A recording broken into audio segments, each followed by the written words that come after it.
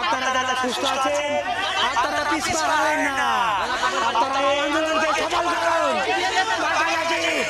আমি সমগ্র বাংলাদেশ সকল আপনার জনতাকে অনুরোধ করবো, আপনারা এখনো যারা আপনাদের সন্তানদেরকে ঘরে আটকে রেখেছেন আপনারা দয়া করে তাদেরকে ঠেলে দিন, এই আন্দোলনে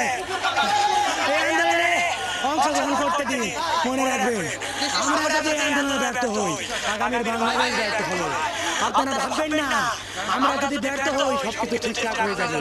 আমরা যদি আজ থেমে যাই, এই আন্দোলন যদি থেমে যায়, বাংলাদেশের স্বাধীনতা সার্বভৌমত্ব সবকিছু আমরা হারিয়ে ফেলবো।